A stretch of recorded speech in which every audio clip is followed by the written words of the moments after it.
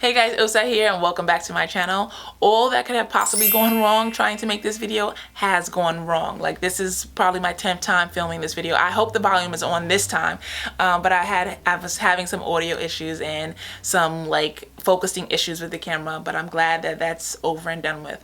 So let's jump into this Shea Moisture ad. So originally, guys, when I was watching the Shea Moisture ad, I had high hopes. I was like, okay, this is different. Like, I see a white woman, I see a biracial woman, and I just knew the next thing to come was going to be a woman of color, like a black woman. And that did not happen. They ended the video saying love for all hair types, but all hair types was not represented in that particular video. So of course, social media was in an uproar. People were just like too through. They were like, yo, Shea Moisture is canceled. I'm never gonna buy these products again, and yada yada yada. Initially, I felt the same way, but I just didn't voice it. I was like, you know what, if they're gonna exclude us, then I don't need to be a part of, I don't need to buy their particular brand anymore. Like, I'm over it. Like, I'm over people excluding black women. That was my initial reaction to it. I'm happy that I waited a couple days to kind of just figure out like what was going on, hear from Shea Moisture, see what they were gonna, how they were gonna respond to this. So Shea Moisture has since then apologized, and kudos to them. So you can always go and check that out. However, it's still not going to get you guys off the hook for not, you clearly don't have people of color in your creative space, because somebody could have told you ahead of time that this campaign or this particular video was going to be deemed inappropriate or looked at in a really like funny way. So let's fast forward. I saw there was another campaign where it was featuring black women. Okay, I forget her name. She's a YouTuber. She was in it, and everybody in the video did a really nice job. The only thing that I'm kind of looking at it with a side eye is it looks like after everybody bitched and moaned, you released the black version. But I'm trying to give them the benefit of the doubt and understand that, okay, hey, this particular product, because I think the young lady was holding like the coconut hibiscus, whatever it was, the pinkish bottle in her hand. So I'm assuming that's the demographic that they were trying to cater to for that particular product.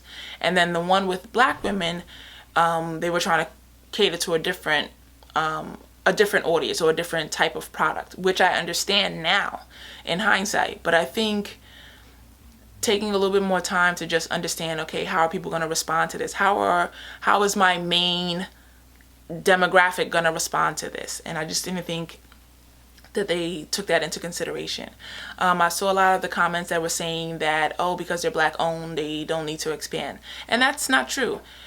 If just because they're black owned doesn't mean that they can't expand to other demographics. And it's unfair to ask a black owned company to do that. Don't put these unfair expectations on a black owned company, especially if you wouldn't do that for a different company. There's been plenty of companies that have offended us and we still shop with them. So I just want for us to take just a moment to just step back and realize this company made a mistake, and figure out if you'll still support them.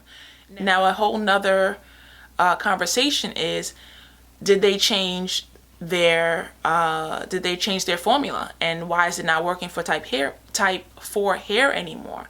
Because I can agree with that. Like, Shea Moisture, can we talk?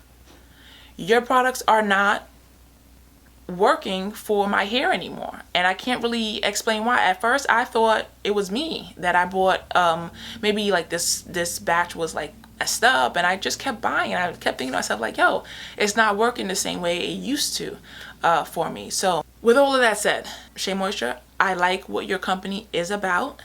However, until you start making products that work for my hair type again, I'm not going to support those particular products. I have 2 products left that still work. If you go ahead and you change the formula on that, I will no longer be buying those 2 products. So I hope this video was helpful. I hope you guys understood a different perspective on I guess all of the backlash that has been going on. But you know, just keep that in mind. If you are going to be forgiving of other companies who have offended us a heck of a lot more than what Shea Moisture did, you know, then I get it. Don't shop with them anymore. You know, I totally understand. But if you're not going to treat them fairly, then it's really unfair to just put out this mass campaign to boycott a Black-owned business. So you have to be really careful when you start trying to put this mass boycott on Black-owned businesses. It's hurting other up-and-coming people who want to cater to Black hair care. So I hope I made my points really clear. Again, I was upset with Shea Moisture. I did not like how they featured that video, but just this whole mass campaign of trying to take Black-owned businesses down, I'm not down for. Alright, so I'll talk to you guys soon. If you enjoyed this video, feel free to give it a thumbs up, and of course, subscribe to your girl. I'm always going to keep it real. Love you guys. Bye.